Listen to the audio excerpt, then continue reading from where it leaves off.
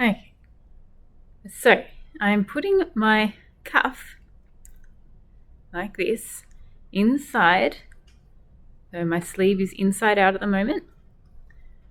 It doesn't matter which side of your cuff, but I'm going to line up this seam allowance section here with the seam allowance here of my end of my sleeve. I'll see if I can show this in some better light. So I'm holding it properly. Here we go. So lining up all of these seam allowances together, and I'm going to put my first pin in there. It's going through several layers of fabric, so you might have to really push that pin through. Using a bead head pin makes it a little bit easier to really shove it in. There we go. Now, because I am going to have to stretch my cuff onto my sleeve a bit, I'm going to first find a sort of center edge, or a sort of center part of my cuff and a center part of my sleeve edge, and I'm going to join those together next with a pin. Now I'm putting my pins facing upwards this time. I'll show you in better light in 1 second. Okay, now you'll see that this is still sitting smaller, but firstly, it will stretch on. You see, as I stretch, it does go to the right size, but I'm evening out all of the spacing and stretching of that first, making sure it's all nice and even all the way around. And I could keep pulling and tweaking these to make them a bit more even.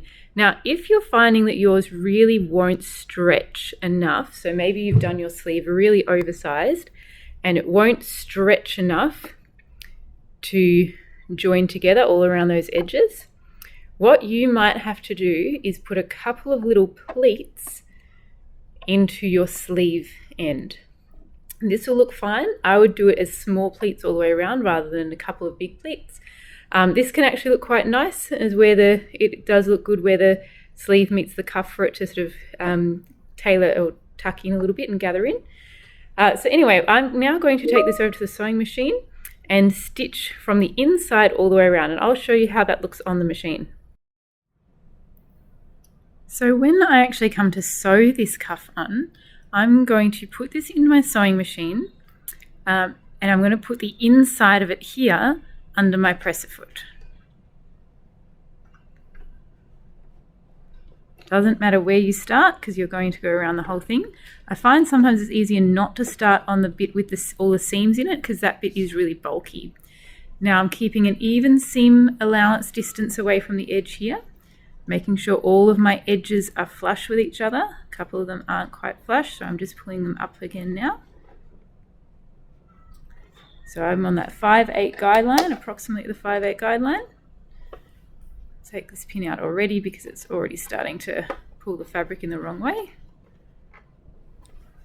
And now I'm going to stretch a little bit as I sew. And I'm going to sew all the way around here. Back stitching. Take your time with this one because you need to keep turning the fabric as you go and taking the pins out as you go.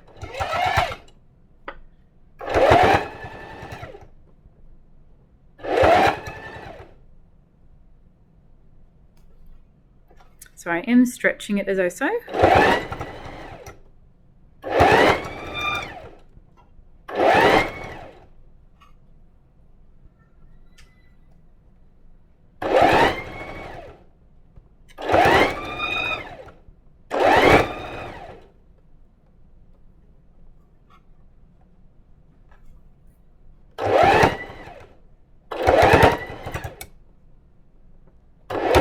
And I'm going to make sure I join up, if you can see where the seam started, I'm going to join up the end of the seam to that same spot. And another back stitch.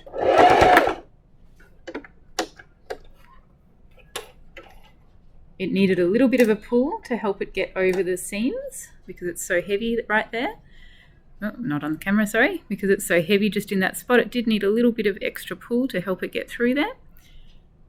And I've just noticed that a couple of the stitches maybe didn't go in fully, so I am going to just go around that again and make sure those stitches are in. But once that is in properly, your cuff will look, if I can pull it out,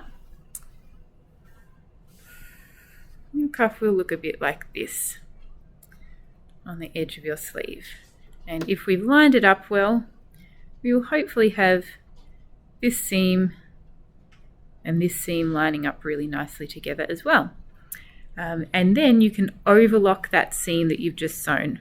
So you can go ahead and overlock the raw edges, all those raw edges at once.